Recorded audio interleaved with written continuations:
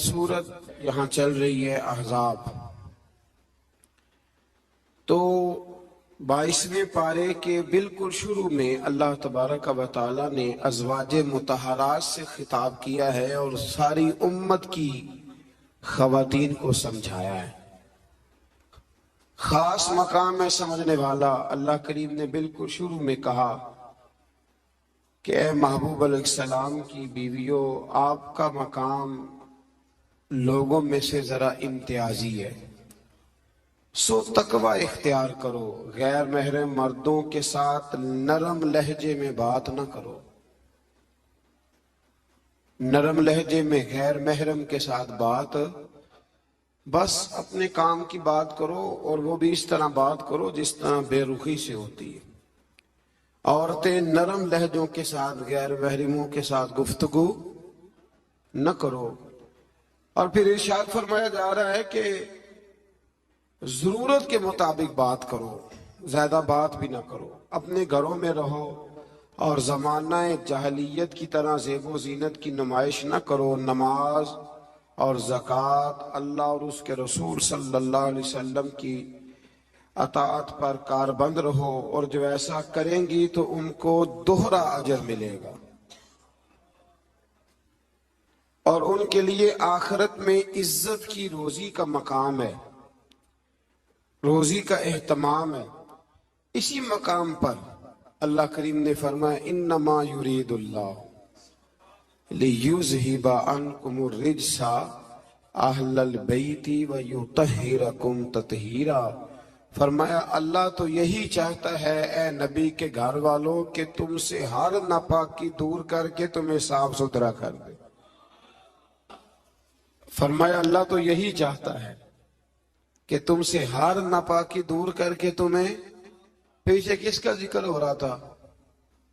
ازواج مطہرات کا، نبی پاک علیہ السلام کی۔ تو یہ ذکر ہی، یہ آیت تذکرہ ہی ازواج کے تذکرے میں آیا ہے۔ بہت سارے لوگ کہتے ہیں اہل بیت میں بیویاں شامل ہی نہیں، یہ صرف حضور علیہ السلام کہ وہ اہل بیت ہیں جو حضرت علی، سیدہ فاطمہ اور ان کی اولاد ہے۔ وہ خدا کے بندے، جب آپ سے پوچھا جاتا ہے گھر والوں کا کیا حال ہے تو بیویاں مراد ہوتی ہیں کہ نہیں؟ جب پوچھا جاتا ہے کہ گھر والوں کا کیا حال ہے، صرف بچے مراد ہوتے ہیں کہ بیوی بھی مراد ہوتی ہے؟ تو یہ عجیب فلسفہ ہے کہ یہاں لوگ کیا کرتے ہیں، کہتے ہیں صرف اہل بیت سے حضور صلی اللہ علیہ وسلم کے اولاد مراد ہے، بیویاں مراد نہیں۔ تو یہ سرے سے بات ہی درست نہیں ہے۔ جب اہل بیت کی بات ہوگی تو حضور کی ساری ازواج اہل بیت میں شامل، یہ سمجھ لے بات، چونکہ یہاں تذکرہ ہی ازواج مطہرات کا چلا آ رہا ہے۔ پھر اس سے آگے آیت نمبر 35 میں مومن مردوں اور عورتوں کی اکٹھی صفات کا بیان ہے۔ اللہ تبارک و تعالی نے فرمایا کہ مومن مرد اطاعت شعار ہوتے ہیں، صداقت شعار ہوتے ہیں، صبر و رضا کا پیکر ہوتے ہیں، ان کے دل اللہ کے حضور عجز اور تواضع کے خوگر ہوتے ہیں، وہ صدقات دینے والے ہوتے ہیں، روزے دار ہوتے ہیں، اپنی حیا اور عزت کی حفاظت کرنے والے ہوتے ہیں، اور اللہ کا کثرت سے ذکر کرنے والے ہوتے ہیں، اور ان کے لیے اللہ نے بخشش اور اجر عظیم کی نعمتیں تیار کی ہوئی۔ پھر آیت نمبر 36 میں فرمایا نہ کسی مومن مرد اور نہ کسی مومن عورت کے لیے یہ جائز ہے کہ جب اللہ اور اس کا رسول کو فیصلہ فرما دیں تو ان کے لیے اپنے اس کام میں کوئی اختیار رہ جائے۔ اس آیت کی تھوڑی تفسیر ضروری ہے، اس کی تھوڑی تفسیر کر دیتا ہوں۔ ہوا یہ تھا کہ نبی کریم علیہ السلام نے اپنے ایک غلام کے ساتھ اپنی ایک عزیزہ جو حضور کی رشتہ دار بنتی تھی، حضرت زینب بنت جہش، ان کا نکاح کرنا چاہا، پیغام میں نکاح بھیجا۔ انہوں نے کہا جی ہم قریشی خاندان سے ہیں اور یہ غلام ہے تو اس کو کیسے رشتہ دے دیں، حالانکہ حضور نے پیغام بھیجا تھا، اتنے بڑے ہم ہو کے تو ایک غلام کو رشتہ دے دے۔ تو اللہ نے حکم دے دیا، فرمایا جب رب رسول حکم دے تو تمہیں اختیار ہی کوئی نہیں۔ اور جب یہ آیت نازل ہوئی تو وہ حضرت زینب بنت جہش کے گھر والے خود حاضر ہوئے، عرض کی حضور جہاں آپ کا دل کرتا ہے آپ بچی کا رشتہ فرما دیں، ہم اللہ رسول کے حکم کے آگے بات نہیں کر سکتے۔ آج بھی آپ دیکھ لیں، برادری پہلے اور دین معاذ اللہ بعد میں۔ برادری پہلے، بھائی شادی پہ کوئی بےہودہ حرکت نہ کرنا تو کہتے میری برادری نہیں مانتی۔ یہ بڑا خطرناک جملہ ہے، یعنی ایک طرف نبی پاک کی شریعت اور دوسری جانب برادری، تو یہ مطلب آپ اندازہ کر لیں کہ یہ بات کہاں تک جاتی۔ آپ نے اس میں سے اختیار کسے کیا؟ ہماری برادری وہی ہے جس برادری میں حضرت بلال حبشی شامل ہے، حضرت صہیب رومی اور عمار یاسر شامل، وہ ہماری برادری ہے، ایک ہوں مسلم حرم کی پاسبانی کے لیے۔ اللہ توفیق عطا فرمائے۔ پھر اس سے آگے آیت نمبر 37 سے یہ مسئلہ بیان ہوا ہے کہ جو منہ بولا بیٹا ہے وہ حقیقی بیٹے کے حکم میں نہیں ہوتا، وہ حقیقی بیٹے کے حکم میں نہیں ہوتا۔ وہ میں پیچھے بھی بتا چکا ہوں، ہوا یہ تھا کہ ایک منہ بولے بیٹے نے طلاق دی تھی، تو نبی کریم علیہ السلام کے وہ منہ بولے بیٹے تھے، تو ان کی زوجہ سے حضور نے نکاح کرنا چاہا۔ لوگوں نے کہا کہ یہ تو یہ والا معاملہ ہے، تو فرمایا وہ جو منہ بولا بیٹا ہے وہ منہ بولا بیٹا ہی ہوتا ہے۔ مجھ سے ایک دفعہ ایک دوست نے سوال پوچھا تھا کہ منہ بولی جو بہن ہوتی ہے تو بھئی وہ غیر محرم ہوتی ہے، منہ بولی بہن غیر، منہ بولی ماں جو ہوتی ہے نا، ایک تو یہ ہے کہ وہ کہلا کی عمر کو پہنچ جائے، اس نے بچہ چھوٹا سا لے کے پالا ہو، وہ معاملہ اور ہے۔ لیکن ہمارے ہاں جس طرح رشتے نہیں بن جاتے، جو اصل بہن ہوتی ہے اس کا پتہ ہی کوئی نہیں۔ اور بھائی جس کو اللہ رسول نے تیری بہن بنایا تجھے وہ پسند کیوں نہیں، اور جس کو رب کریم نے تیرے لیے رشتہ بنایا ہے تجھے وہ رشتہ قبول کیوں نہیں۔ اللہ تبارک و تعالی حقیقی مفہوم کی طرف ہماری توجہ لگائے، اسی میں ہمارا فائدہ ہے۔ تو پھر اسی طرح آیت نمبر 40 میں اللہ تبارک و تعالی نے وہ عظیم بات ارشاد فرمائی جس کی طرف امت کی توجہ ہونا بڑی ضروری ہے۔ فرمایا ما کان محمد ابا احد من رجالکم ولکن رسول اللہ وخاتم النبیین۔ فرمایا محمد صلی اللہ علیہ وسلم مردوں میں سے کسی کے باپ نہیں، ہاں اللہ کے رسول ہیں اور نبوت کو ختم کرنے والے ہیں، خاتم النبیین ہیں حضور۔ حضور نے فرمایا میں آخری نبی ہوں، میرے بعد کوئی نبی، میرے بعد کوئی نبی، ضرورت بھی کوئی نہیں، اس لیے کہ میرے نبی نے کمی چھوڑی کوئی نہیں، ضرورت ہی کوئی نہیں، حاجت ہی کوئی نہیں، ضرورت ہی کوئی نہیں۔ بلا وجہ بعض لوگوں کو اللہ تبارک و تعالیٰ معاف کرے، روٹی پیٹ بھر کے کھانے کو نہیں ملتی تو نبوت کا دعویٰ کر دیتے، اور عجیب و غریب قسم کے لوگ ہیں جو میدان میں آ نکلتے ہیں۔ اور مجھے تو ان لوگوں کی سمجھ نہیں آتی جو دلیلیں پوچھتے ہیں اور پھر بعد میں کہانیاں سناتے ہیں۔ تو بھئی حضور آخری نبی ہے، رسول کریم کے بعد کوئی نبی آ سکتا؟ ایک بات کو سمجھیں، حضور کا تاج ہے ختم نبوت، یہ نبی پاک کی نشست ہے ختم نبوت، یعنی نبی ختم ہو گئے تو آخری نشست پہ حضور بیٹھے ہیں۔ تو اب جو کہتا ہے کہ میں نے بھی بیٹھنا ہے تو بے ادبی کرتا ہے کہ نہیں کرتا؟ اس لیے قادیانی اتنے برے ہیں، ان سے مسلمان اس لیے بیزار رہتے ہیں کہ وہ بہت بڑی بے ادبی کرتے ہیں۔ وہ نبی کریم علیہ السلام کے بعد کسی کو ذلی اور کسی کو بروزی نبی مانتے ہیں۔ بھئی رسول کریم پر نبوت ختم ہو گئی، اور نبی کریم علیہ السلام فرماتے ہیں میرے بعد کوئی نبی، فرمایا اگر کوئی ہو سکتا ہوتا نا تو خطاب کا بیٹا عمر ہوتا، جن میں صفتیں ہیں، لیکن جو ہو سکتے تھے جب وہ نہیں ہوئے، جو ہو سکتے تھے تو ایک کانا آدمی، وہ کانا تھا مرزا، ایک آنکھ سے کانا تھا، اور عجیب اس کے باتیں تھیں، بڑے بڑے عجیب اس کو امراض تھے، اس نے اٹھ کے دعویٰ کر دیا۔ تو بڑے بڑے عجیب لوگ ہیں نا، ماننے والے تو شیطان کو بھی مانتے جاتے ہیں، معاذ، ماننے والے تو سب کو مل جاتے۔ اللہ تبارک و تعالی ہمیشہ حق پر استقامت عطا فرمائے۔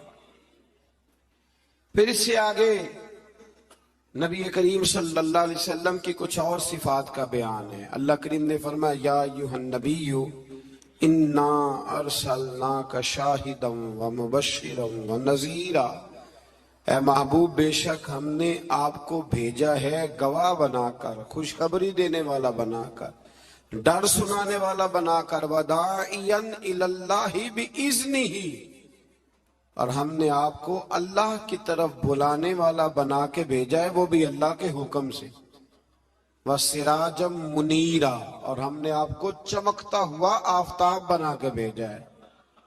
تو نبی کریم علیہ السلام کو اللہ نے یہ صفات عطا فرمائی ہیں، شانیں عطا فرمائی ہیں۔ ایک بات آپ یہاں رک کے ذرا سوچئے گا، کچھ لوگ کہتے ہیں جی شان مصطفیٰ کا جلسہ کرنے کی کیا ضرورت، معراج مصطفیٰ، میلاد مصطفیٰ، آپ سیدھا سیدھا نماز روزے کی بات بتائیں، شان بیان کرنا کیوں ضروری ہے؟ یہ بہت بڑا مسئلہ ہے۔ بعض لوگ کہتے ہیں جی آپ سیدھا سیدھا کہیں کہ حضور نے فرمایا سچ بولو، کھری بات کرو اور دیانتداری، یہ آپ کیا حضور شان بڑی تھی، عظمت بڑی تھی، تو بھئی ان آیات میں اللہ کیا بیان کر رہا ہے؟ کہا میرا محبوب نذیر بھی ہے، بشیر بھی ہے، سراج منیر بھی ہے۔ یہ ساری صفتیں اللہ نے قرآن میں بیان کی، اور ایک جگہ پہ نہیں، درجنوں جگہ پہ واضح آیات میں۔ ویسے تو سارا ہی قرآن حضور کی تعریف ہے، اور یہ میں نہیں کہہ رہا، کہ حضرت عائشہ صدیقہ فرماتی کان خلقہ القرآن، فرمایا اگر تم نے حضور علیہ السلام کے اخلاق دیکھنے ہو تو قرآن پڑھ لو۔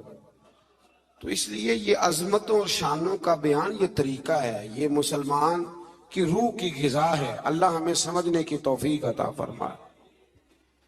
پھر آیت نمبر 53 سے نبی پاک علیہ السلام کی بارگاہ کے آداب بیان ہوئے کہ بغیر اجازت نبی کے گھر میں داخل نہ ہو، دعوت طعام ہو تو کھانا کھا کے منتشر ہو جاؤ۔ کھانا کھا لیا تو اب ہوا یہ کہ حضور نے دعوت پکائی کچھ صحابہ کی، تو کھانا کھا کے بیٹھ گئے گپ شپ کرنے کے لیے۔ تو محبوب کریم نے ایک دو دفعہ دیکھا کہ اب یہ جائیں، حضور نے آرام کرنا تھا، لیکن کچھ لوگ بیٹھ گئے، تو اللہ کریم نے فرمایا جب کھا لیا ہے نا اب جاؤ منتشر ہو جاؤ۔ گویا رب کریم اپنے محبوب کے دربار کے آداب بیان فرماتا ہے، اللہ بیان فرماتا ہے۔ اللہ اکبر۔ نبی کی بیویوں سے کوئی چیز مانگو تو پردے کے پیچھے سے مانگو۔ نبی کی بیویوں سے آپ کی رحلت کے بعد دائمی طور پر مسلمانوں کا نکاح ممنوع ہے۔